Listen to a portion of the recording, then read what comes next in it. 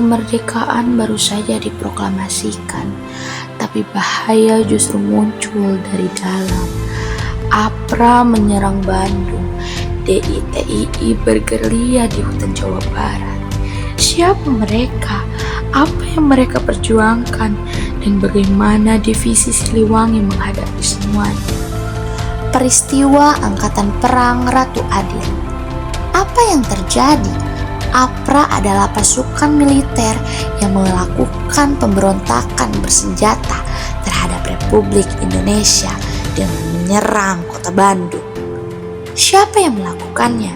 Dipimpin oleh kapten yang bernama Raymond Westerling. APRA terdiri dari tentara bayaran dan bekas pasukan Belanda yang menolak integrasi ke dalam Tentara Nasional Indonesia. Kapan peristiwa ini terjadi? Serangan besar terjadi pada tanggal 23 Januari 1950, hanya beberapa bulan setelah pengakuan kedaulatan Indonesia oleh Belanda. Di mana peristiwa ini berlangsung? Serangan terjadi di Bandung, Jawa Barat, terutama menargetkan markas divisi Siliwangi. Letkol Lembong menjadi salah satu korban jiwa dalam peristiwa ini. Mengapa APRA memberontak? APRA menolak sistem negara kesatuan Republik Indonesia dan ingin mempertahankan Republik Indonesia Serikat. Bagaimana jalannya peristiwa? APRA secara tiba-tiba menyerang markas divisi Siliwangi dan menewaskan puluhan tentara Indonesia. Namun, aksi ini berhasil digagalkan oleh pasukan TNI.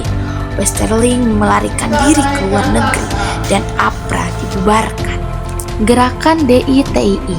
Apa yang terjadi?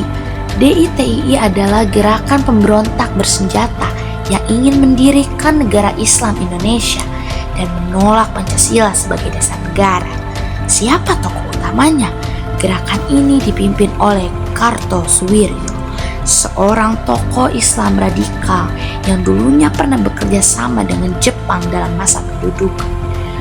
Kapan terjadi? Pemberontakan dimulai pada 7 Agustus 1949.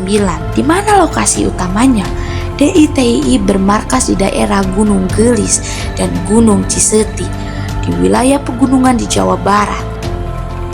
Mengapa mereka memberontak?